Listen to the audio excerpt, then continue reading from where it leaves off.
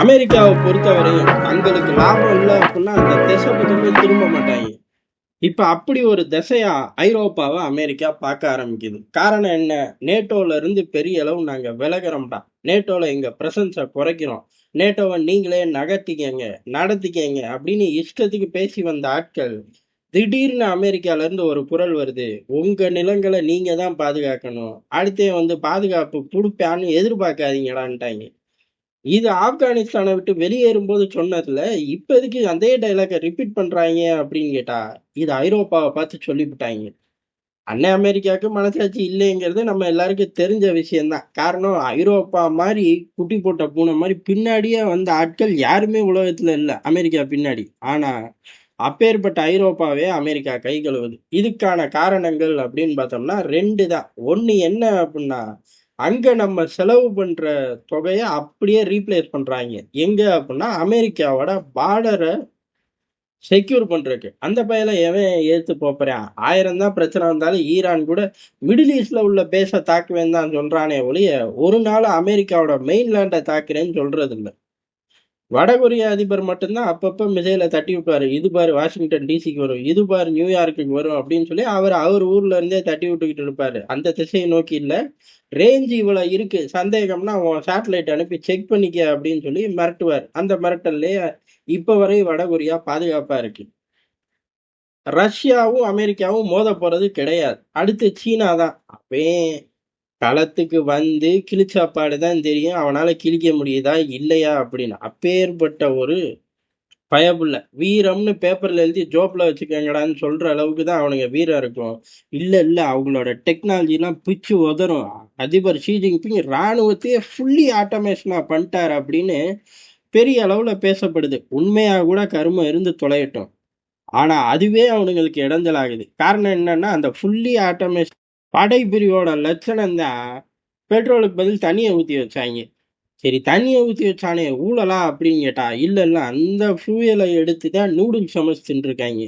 டேய் என்னடா காமெடி பண்ணாதீங்கடா, உண்மையை சொல்லுங்கடா, சத்தியமா அதான்ப்பா நடந்திருக்கு அப்படின்னாங்க. இதெல்லாம் நடந்ததை விரிவா நம்மளே பல நேரங்கள்ல தேசபக்தியிலையும் சிடிஎன்லையும் மாத்தி மாத்தி பார்த்திருக்கோம். அப்ப அமெரிக்காவோட பார்டருக்கு அச்சுறுத்தலே இல்லையே அப்படின்னு கேட்டோம்னா, அகதிகளா உள்ளுக்குள்ள வராங்கல்ல அப்படின்னு அமெரிக்கால சொல்றாங்க. யதார்த்தமான உண்மை, அமெரிக்கா வருங்காலங்கள்ல பெரிய போர் புரியறதுக்கு தயாராயிருக்கு. சீனாவை நோக்கி போவாங்க அப்படின்னு எடுத்துக்கலாம். அதே சமயம் இது அவர்கள் மறைமுகமா இருக்கிறது வெளிப்படையா பார்டர் செக்யூரிட்டி. எது பாதி ரிசோர்ஸஸை தூக்கிட்டு போறது. அப்ப மீதி மீதி அடுத்தடுத்து பஞ்சாயத்து வரும்ல. உதாரணத்துக்கு ஈரானை நோக்கி ஒரு பஞ்சாயத்து, சீனாவை நோக்கி ஒரு பஞ்சாயத்து, அங்க நாங்க செலவு பண்றோம் அப்படின்னு சொல்லி பேச ஆரம்பிச்சு இப்ப ஐரோப்பாவை கலட்டியே விட்டுட்டாங்க ஏறக்குறைய. ஏன் அப்படின்னா 2 செக் போஸ்டுகளை இப்ப கைவிட்ட அமெரிக்க படைகள் வெளியேறுது. இது வந்து மிகப்பெரிய மாற்றம். ஏற்கனவே 200க்கும் மேற்பட்ட, அதாவது ஒரு யூனிட் அதை வழி நடத்த ஒரு 200 ஆபீசர்கள். இதுதான் ஏறக்குறைய நேட்டோல உள்ள ஒரு 30க்கும் மேற்பட்ட ஸ்ட்ரக்சர்களை ஒருங்கிணைச்சு அதை முழுக்க வழிநடத்தக்கூடிய யூனிட். அந்த யூனிட்டை சமீபத்துல கிளச்சார்கள். இப்ப பெரிய அளவுல 2 செக் போஸ்டுகளை நீயே பாத்துக்க அப்படின்னு சொல்லிட்டு அங்க இருந்து துருப்புக்களை கிளப்பிட்டாங்க. இனி பைய பைய ஆயிரக்கணக்குல துருப்புக்களை காலி பண்ணுவார்கள். நேட்டோவோட பல பேஸ்களை நேட்டோவே பாதுகாத்துக்க, ஐரோப்பாவை பாதுகாக்கிறதுக்கு அமெரிக்க படைகள் இருக்காது அப்படின்னு சொல்லி பெரிய அளவுல கிளம்புறார்கள். சரி, இப்ப அமெரிக்க படைகள் இவ்வளவு காலம் கஷ்டப்பட்டு நேட்டோன்னு ஒன்ன உருவாக்குனதே ரஷ்யாவை எதிர்க்கதான். அதை இப்படி பொத்துன்னு விட்டுட்டு போவார்களா அப்படின்னு கேட்டா ட்ரம்ப் விட்டுட்டு போவார். ஆனா ட்ரம்ப் இப்படி விட்டுட்டு போறதுக்கு பின்னாடி ஒரு கணக்கு இருக்கு. காரணம் என்ன அப்படின்னா இதே மாதிரிதான் சிரிய விவகாரத்துல ஏகப்பட்ட இனக்குழுக்களை இவர்கள் கண்ட்ரோல்ல வச்சிருந்தார்கள். ஆனா பொடார்னு ஒரு நைட்டு விட்டு போயிட்டாங்க. திருப்பி மறுநாள் பகல்ல வந்து டேக் ஓவர் பண்ணிட்டாங்க. இந்த மாதிரி அதிரடியான வேலைகளை ட்ரம்ப் பஞ்சமே இருக்காது, இம்மிடியட்டா பண்ணிக்கிட்டே இருப்பாரு. சரி எதுக்கு பண்றீங்க? இல்லடா 2 3 நாள் இந்த மாதிரி வேலையை பண்ணல, அதான் பண்றேன், வேற ஒன்றும் விஷயம் இல்லைன்ட்டு போகக்கூடிய ஆள். இது ஒரு பக்கம். அதே சமயம் அமெரிக்காவோட வார் மிஷின் எல்லாத்தையும் எப்படி விட்டு கொடுக்கும்? 1 2 கட்டையை கொடுக்குமே. உதாரணத்துக்கு அவரோட ஃபர்ஸ்ட் டேர்ம்ல ஈரானை நோக்கி தாக்குறது தான் மனுஷனோட முதல் திட்டம். அதாவது 3வது வருஷம் பிறக்குது ட்ரம்ப்போட ஃபர்ஸ்ட் டேர்ம். ஈரானுக்குள்ள படைகளை இறக்கணும், தட்டி தூக்கணும் அப்படின்னு உத்தரவு போடும்போது அமெரிக்க வார் மிஷின் திட்டத்தை தரோம் அப்படின்னு இழுத்துக்கிட்டே இருந்தாங்க. இதே மாதிரி தான் சீனாவோட ஒரு யுத்தத்துக்கும் ஃபர்ஸ்ட் டேர்ம்ல அவர் தயாராகும்போது, ராணுவம் திட்டத்த தரோம் அப்படின்னு இழுத்துக்கிட்டே இருந்தார்கள். மனுஷன் ஃபர்ஸ்ட் டேர்ம் முடிஞ்ச உடனே இத அவரே பதிவு பண்ணியிருக்காரு. யாரு? ட்ரம்பே சொன்னாரு. அன்னைக்கு கூட்டுப்படை தளபதி மார்க் மில்லிய பார்த்து சொன்னாரு, "இந்த மாரி ஒரு முட்டா கூட்டுப்படை தளபதி அமெரிக்க வரலாற்றிலே இல்ல" அப்படின்னாரு. அவர பொறுத்தவரை இதெல்லாம் சிம்பிளா சொல்லிட்டு போயிருவாரு. "என்னய்யா அப்படி திட்டுறாரு?" அப்படிலாம் யாரையும் கேட்க முடியாது. காரணம், நான் சீனாவோட சண்டை போட தயாரிக்கும்போது, இவன் சீன கூட்டுப்படை தளபதிய கூப்பிட்டு சண்டையெல்லாம் வராது. டிப்ளமேட்டா பேசி தீர்த்துக்கலாம். ஒண்ணும் பயப்படாதீங்கன்னு சொல்லி மனச தேத்திக்கிட்டு இருந்தேன். வெட்டி ராணுவத்த டிப்ளாய் பண்றதுக்கு பதிலா அப்படின்னு சொல்லி பெரிய அளவுல அவரே வந்து திட்டினாரு. இது ஃபர்ஸ்ட் டேர்ம் முடிஞ்சதுக்கு அப்புறம். ஃபர்ஸ்ட் டேர்மோட 3 வருஷம் ஸ்டார்ட் ஆகி இறுதி பகுதி 4வது வருஷத்த தொடக்கூடிய அந்த பகுதியில பெரிய அளவுல அமெரிக்க ஏஜென்சிகளே பதிவு பண்ணார்கள். மார்க் மில்லி எல்லா தளபதிக்கும் உத்தரவிட்டிருக்கார். திடீர்னு ஒரு பெரும் தாக்குதலுக்கு அதிபர் ட்ரம்ப் உத்தரவிட்டா, என்னோட அனுமதி வாங்காம செயல்படுத்தாதீங்க அப்படின்னு. சிஸ்டம் அதுக்கு வழிவிடுமா அப்படின்னு கேட்டா, தெரியல. அந்நாட்கள்ல ஆனா இப்படிலாம் செய்தி வந்துச்சு. அப்படி எந்த இடைஞ்சலும் இல்லாம இந்த விவகாரத்துல ட்ரம்ப்பால நகர முடியுதே அப்படின்னு கேட்டா, மனுஷன் செகண்ட் டேர்ம்ல 1000 விஷயங்கள சரி பண்ணிட்டார்ல. அவருக்கு தெரியும்ல எங்க கட்டைய குடுப்பாய்ங்க அப்படின்னு எடுத்துக்கலாமான்னா, அதுவும் கிடையாது. காரணம் இந்த 4 வருஷத்துல ரஷ்யா, ஐரோப்பா விவகாரத்த நல்லா பத்தி விட்டாருங்க. இனி அது சரியாயி நிக்கிறக்கு ரஷ்யா கூட ஒரு ஸ்மூத்தான அதாவது ஏற்கனவே பகை இருக்கு. இருந்தாலும் ஒரு நார்மலா சண்டைக்காரங்க. ஆனா பேசிக்க மாட்டோம்ப்பா. சண்டையெல்லாம் போட்டுக்க மாட்டோம் பார்த்த இடத்துல. அப்படிங்கிற அந்த சூழ்நிலைக்குள்ள திருப்புறக்கே குறைஞ்சது 10 வருஷம் பிடிக்கும். அதுவும் உக்ரைன் மாதிரி ஒரு நிலப்பரப்பு பாதி ரஷ்யா கிட்ட, மீதி அமெரிக்கா கிட்ட இருக்கும்போது, அந்த சூழ்நிலை 10 வருஷம் கழிச்சு பிடிச்சாலும் சரி, 10 நிமிஷத்துல பிடிச்சாலும் சரி, 10 செகண்ட்ல அமெரிக்கா மாத்தி விட்டுரும்.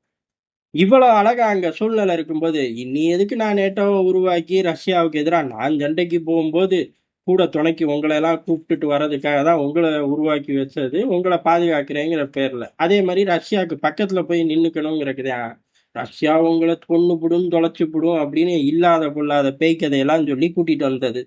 இப்பதான் நீங்க 2 பேரும் மல்லு கட்டுறீங்களா? எப்படியும் அவன் அடிக்க ஆரம்பிச்ச பாடு என்னைய தான் கூப்பிடுவ. அப்ப வந்து நான் பாத்துக்கிறேனே, இப்ப என்ன கெட்டு போச்சு? அப்படிங்கிற மனநிலையில ட்ரம்ப் நடந்துக்கிறார். அதனால நேட்டோ அப்படிங்கிறது வலுவிழந்து போயிரும். கொஞ்ச நாள்ல காணாமயே போயிரும். இது ஐரோப்பாவுக்கும் ஏறக்குறைய தெரிஞ்சு போச்சு.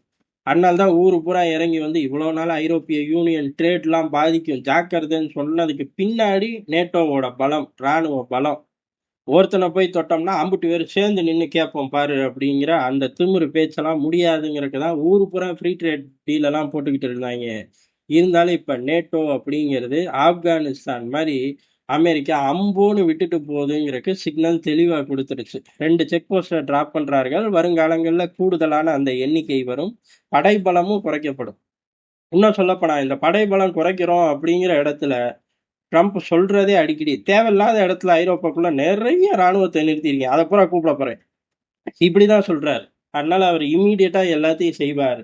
நேட்டோ உடையுது. இதுக்கு பேஸ் போட்டது என்னமோ உக்ரைன் யுத்தம் தான். ஏன்னா இவனுங்க நேரடி சண்டைக்காரங்க ஆயிட்டாங்க அப்படின்னு மறைமுகமா பேஸ் போட்டது உக்ரைன் யுத்தம். இது எதுவுமே புரியாம தான் ஐரோப்பா ஃபர்ஸ்ட் ஆரம்ப காலத்துல புகியோ முயோன்னு கத்திக்கிட்டு இருந்தாங்க. இதுல பிரிட்டன் தான் மிகப்பெரிய அளவுல கத்திக்கிட்டு இருந்தது. 2 வருஷம் இந்த யுத்தத்தை ஃபாலோ பண்ணிட்டு இருக்கிற எல்லாருக்குமே தெரியும். பிரிட்டன் தினமும் செய்தி வெளியிடும். என்னமோ நம்ம ஊர்ல மாலை மலர் பேப்பர் மாதிரி இம்மிடியட்டா அன்னைக்கு நடந்த ஃபர்ஸ்ட் ஹாஃப் மாலை மலர் சொல்லும். திருப்பி மொத்தமா விரிவா எடுத்து அடுத்த நாள் வரக்கூடிய காலை மலர் சொல்லும். அப்படிலாம் பேப்பரே இல்லையேன்னு கேட்கக்கூடாது. காலையில வரத சொன்னேன். அந்த மாதிரி பிரிட்டனோட உளவுத்துறை சொன்னுச்சு அப்படின்னே ஏகப்பட்ட விஷயங்கள் அப் டு டேட்டா வரும். உண்மையான விஷயங்கள் தான்.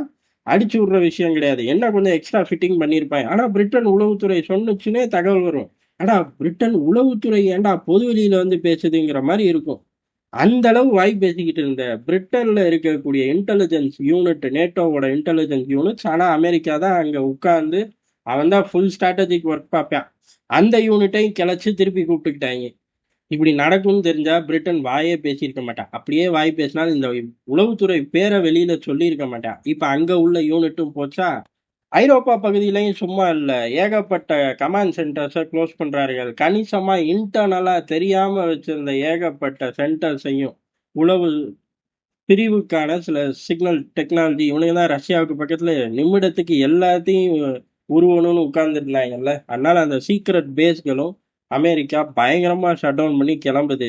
ஐரோப்பா பதறுது. ஆனா வாய்ப்பில்ல. இந்த பதட்டத்துல என்ன செய்ய முடியும்? அண்ணன் அமெரிக்கா கால்ல விழுந்து, "நில்லுங்க சார்" அப்படின்னு சொன்னா, அண்ணன் அமெரிக்கா நான் நிக்கிறேன். இவ்வளவு நாள் 5% குடுன்னு சொன்னேன். இனிமே 50% குடும்பார். சாரி சார் தெரியாம உங்களை நிப்பாட்டிட்டோம். நீங்க கிளம்புங்க. உங்க ஏர்ஃபோர்ஸ் ஒன் கிளம்ப ரெடி ஆயிடுச்சு அப்படின்னு சொல்லி இவர்களே அப்டேட் கொடுத்து வழி அனுப்பி விட்டுருவார்கள். உலகம் 3ஆம் உலக யுத்தத்தை சந்திக்கும் அப்படிங்கிறது ஏறக்குறைய 2ஆம் உலகத்தை நிறுத்தின ஜோர்லயே எல்லாரும் பேச ஆரம்பிச்ச ஒரு விஷயம்தான். என்னமோ இன்னைக்கு காலையில பேசுறோம்னு நினைச்சுக்க வேணாம். அந்த யுத்தம் நின்ன உடனே 3ஆம் உலக யுத்தத்துக்கு உலகம் மறைமுகமா தயாராயிருச்சு. 3ஆம் உலக யுத்தம் இதுக்காக வரும் அப்படின்னு எல்லாம் பேசிக்கிட்டு இருந்தார்கள். நடுவுல அந்த யுத்தத்துல மிகப்பெரிய அளவுல மைலேஜ் எடுக்க போறது நேட்டோவோட படைபலம் தான்னார்கள். அந்த நேட்டோங்கிற வார்த்தை இல்லாம தான் 3ஆம் உலக யுத்தம் சந்திக்குங்கிறது இன்னைக்கு உள்ள நிலைமைப்படி யதார்த்தமான உண்மை.